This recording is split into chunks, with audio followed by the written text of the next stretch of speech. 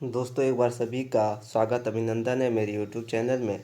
तो मैं topic by MCQs लेकर आया हूँ। तो आज का जो हमारा टॉपिक है वो सिंधु घाटी सभ्यता और विदेशी यात्रियों के लेकर, ठीक है।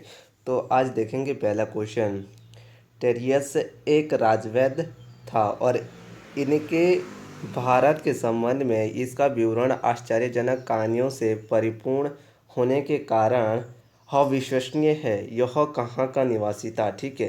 तो ये देखेंगे ये कहाँ का निवासी था। ये था हमारा ईरान का निवासी था, ठीक है। ये एक राजवैद्य था, ठीक है। नेक्स्ट क्वेश्चन देखेंगे हम। सिकंदर के साथ आने वाले लेखकों की विश्वसनीय इनके साथ कौन कौन से लेखक आए थे, ठीक है। तो इनके साथ कौन कौन से आए थे। निर्याकास आया था और अनिसेक्टर्स आया था और अरिस्टोटवुल्स आया था, यानी कि ऑप्शन डी, ये सभी सिकंदर के साथ आए थे। आगे बढ़ेंगे। मैगस्तनीज यह सेल्यूकस निकेटर्स का राजदूत था जो चंद्रगुप्त मौर्य के राज दरबार में आया था। इसने अपनी पुस्तक में मौर्य युग समाज यह संस्कृत के विषय में लिखा। यह कौन सी पुस्तक थी, यानी कि मेगस्थनी की जो पुस्तक है वो कौन सी थी। तो ये पुस्तक थी इनकी इंडिका, ठीक है। ये ध्यान रखेंगे। आगे बढ़ेंगे। डाइमेकस यह सीरियन नरेश अंतियोकुस का राजदूत था। इसका विवरण भी मौर्य युग से संबंधित है। यह किसके काल में भारत आया था। तो ये भारत आया था बिंदुसार, ठीक है। बिंदुसार क्या था, मौर्य क्या था, ये मौर्य साम्राज्य का क्या था, संस्थापक था, ठीक है। और इसका जो तीसरा पुत्र था अशोक था, ठीक है। इसका तीसरा पुत्र कौन था, अशोक था, ठीक है, जो बहुत ही बलवान था, ठीक है। आगे बढ़ेंगे। डाइनो डाइनोनिसियर यह मिस्र नरेश टॉलमी फिलेंटपेस का राजदूत था। यह किसके दरबार में भारत आया था, ठीक है। तो ये ध्यान रखेंगे, ये किसके दरबार में आया था, अशोक के दरबार में। और अशोक किसका पुत्र था, बिंदुसार का, ठीक है। आगे बढ़ेंगे। भारत का भूगोल नामक पुस्तक किसने लिखी थी, ठीक है। तो भारत की भूगोल नामक पुस्तक किसने लिखी थी, टॉलमी ने लिखी थी, ठीक है। और मैगस्थनी किसका था, ये सेल्यूकस निकेटर्स का क्या था, राजदूत था, ठीक है। चंद्रगुप्त मौर्य के दरबार में आया था। आगे देखेंगे। किसने प्रथम शताब्दी में नेचुरल हिस्ट्री नामक पुस्तक लिखी और इसमें भारतीय पशुओं, पेड़ पौधों, खनिज पदार्थ आदि के बारे में जानकारी मिलती है। किसकी पुस्तक थी, ठीक है।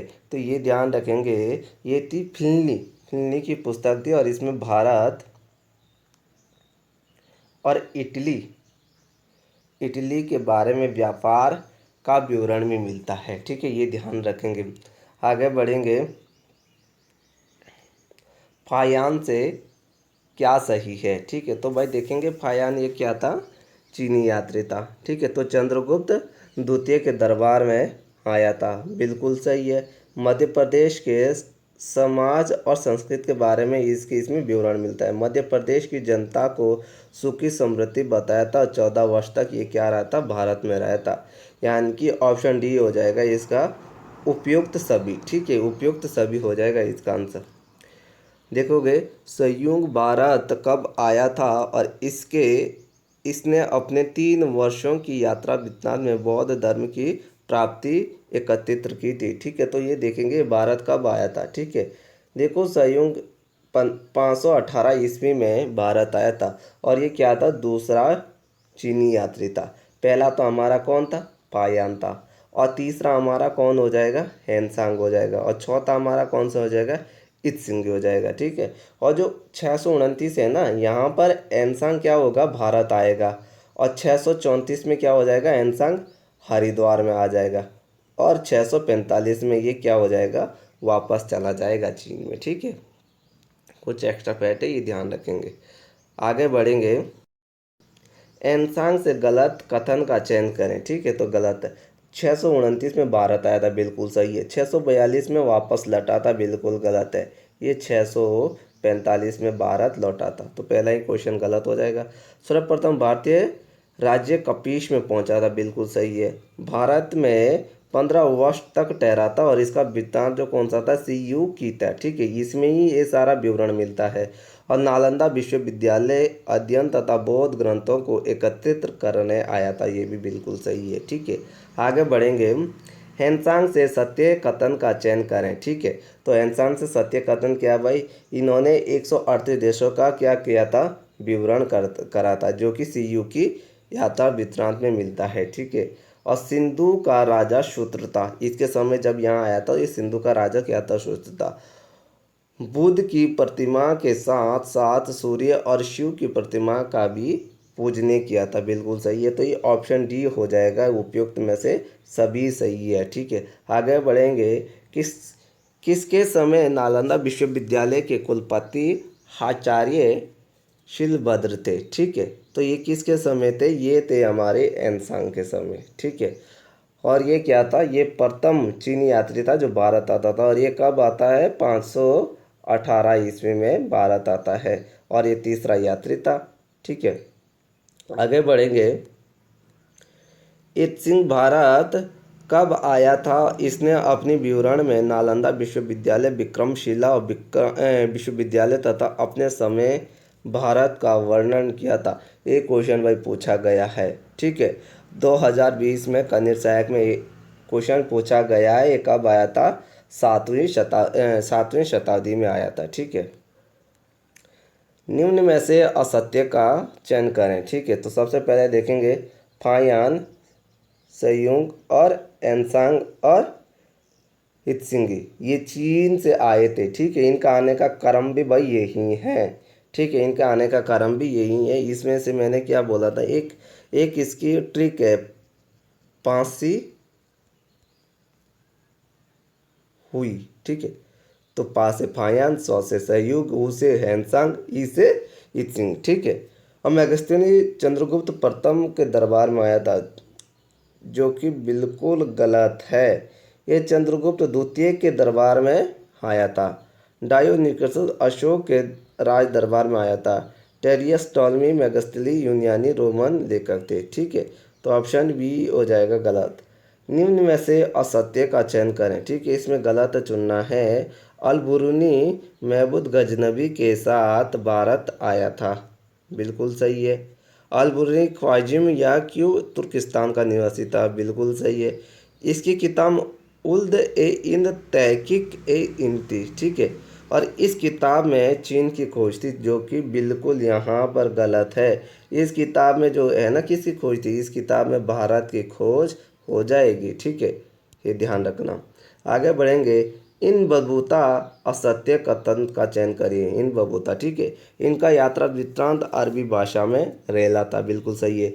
इसको हैदराबाद का न्यायाधीश नियुक्त किया, जो कि बिल्कुल गलत है। इनको जो है ना, दिल्ली का न्यायाधीश नियुक्त किया था, और ये 1333 में यहाँ पहुँचा था। ठीक है, ये ध्यान रखना। तो दूसरा गलत हो जाएगा। सुल्तान महमूद बिन तुगलक ने नियुक्त किया था, बिल्कुल सही है। और भारतीय उपमहाद्वीपों की सबसे रोचक जानकारी मिलती है इनसे, बिल्कुल सही है। 17वां क्वेश्चन देखेंगे। भारतीय पुरातात्विक शास्त्र का पितामह किसे कहा जाता है, तो ये कहा जाता है अलेक्जेंडर कनीम को। ठीक है, और हेरोडोटस जो है ना, इतिहास का पिता कहा जाता है। ठीक है, अमेगस्थली सेल्यूकस निकेटर्स का क्या था, दरबारी था। और टॉलमी की क्या है, भारत की भूगोल की किताब है। आगे बढ़ेंगे। सर्वप्रथम भारतवर्ष का जिक्र किस अभिलेख में मिलता है। ठीक है, तो सर्वप्रथम भारत ये मिलता है हमारा हाथी गुफा में। ठीक है, और भीम बेटिका जो है ना हमारी ये गुफा, ये कहाँ पर पड़ती है, हमारी मध्य प्रदेश में। ठीक है, मध्य प्रदेश में, ये ध्यान रखेंगे भाई। आगे बढ़ेंगे। सती प्रथा का पहला लिखित साक्ष्य अभिलेख कहाँ से प्राप्त होता है, तो ये सती प्रथा का पहला लिखित साक्ष्य कहाँ से होता है, ये होता है हमारा भानुभुक्त से। ठीक है, भानुभुक्त से हमारा पहला साक्ष्य मिलता है। हबित्री जो एक अभिलेख है, यहाँ पर हुणों ने सबसे पहले क्या किया था, भारत पर आक्रमण किया था। ठीक है, तो इस स्तंभ में ये रोचक बात मिलती है। ठीक है, इस स्तंभ में ये रोचक बात मिलती है हमें। आगे बढ़ेंगे। कश्मीर नवपाषाणिक पुरातात्विक से गर्तवास गड्ढा घर का साक्ष्य मिला और मनुष्य के साथ पालतू कुत्ते को भी दफनाया गया। कि पता यह स्थान कौन सा था? तो ये स्थान हमारा ब्रुजुम था भाई। ठीक है, कालीबंगा कहाँ पर था? हमारा राजस्थान में। लोथल हमारा क्या पड़ता है? गुजरात में, जो कि बोगवा नदी के किनारे है। और एक कालीबंगा हमारा गागर नदी के किनारे हो जाएगा।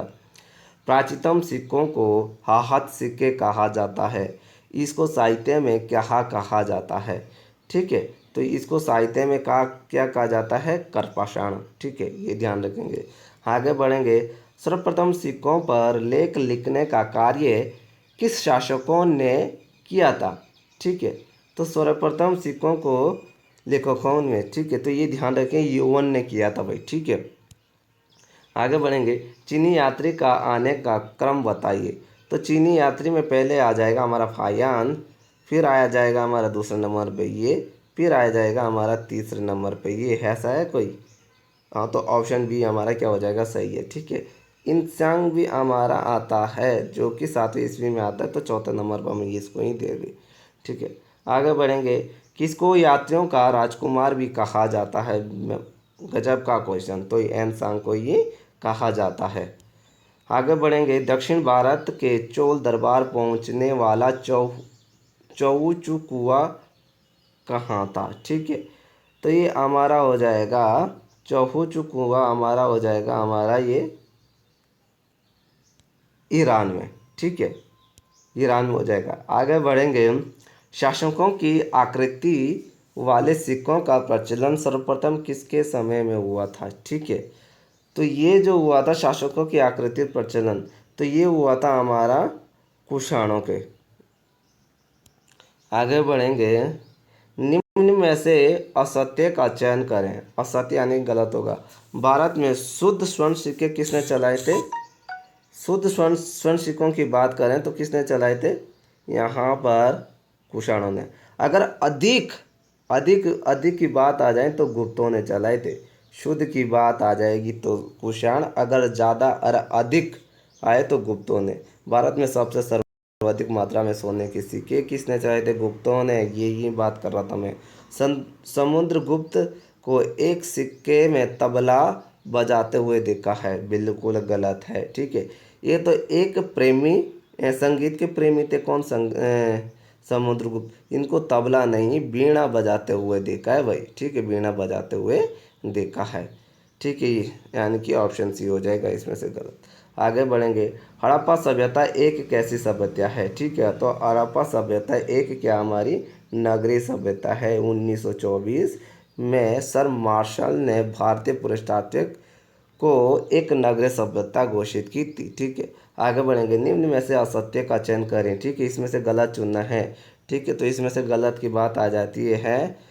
तो हड़प्पा टीलों में सर्वप्रथम 1826 में क्या किया था? चार्ल्स मेंस ने खोज की थी। हड़प्पा सभ्यता की खोज 1921 में दयाराम साहनी ने की थी। हड़प्पा मोहनजोदड़ो की खोज 1922 में राखलदास बनर्जी ने की थी। हड़प्पा का जो क्षेत्रफल है वो 12,99,600 किलोमीटर है। आगे बढ़ेंगे। निम्न में से हड़प्पा सभ्यता से असत्य का चयन करें। इसमें भी गलत होगा। ठीक है, कुछ ना कुछ।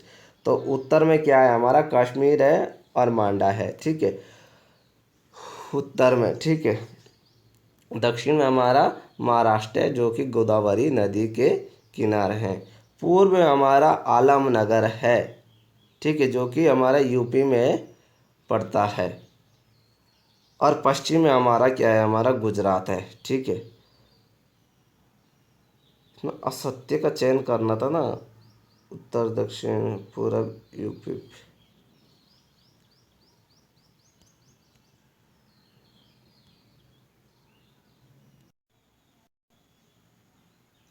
तो ये जो आंसर हो जाएगा हमारा पश्चिम। ठीक है, पश्चिम में क्या है? गुजरात नहीं है, पश्चिम में पाकिस्तान। आगे बढ़ेंगे। सौदेव सभ्यता का पतन मुख्य कारण व्यूलर ने आर्य का आक्रमण बताया था, लेकिन मार्शल ने क्या बताया? तो मार्शल ने यहाँ पर बाढ़ आने का विवरण दिया कि बाढ़ आने के बाद ये क्या होती?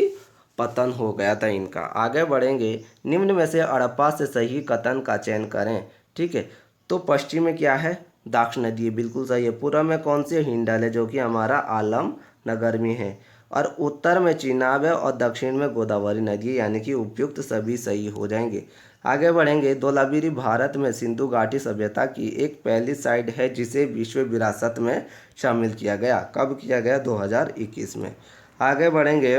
सिंधु घाटी सभ्यता का सबसे बड़ा स्थल मोहनजोदड़ो है और इसका सबसे बड़ा स्थल भारत में राखी गढ़ी है, गागर नदी के पास है। और यह राज्य हमारा बताना पड़ेगा, तो ये कौन सा है? ये हमारा राज्य है हरियाणा। ठीक है। लोथल और सुतकोतड़ा सिंधु सभ्यता का क्या है? तो ये एक बहुत ही बड़ा क्या है? बंदरगाह है। आगे बढ़ेंगे। आगिनकुंड कहाँ से प्राप्त होता है? तो लोथल और कालीबंगा से हो जाता है, यानी कि ऑप्शन डी हो जाएगा। आगे बढ़ेंगे।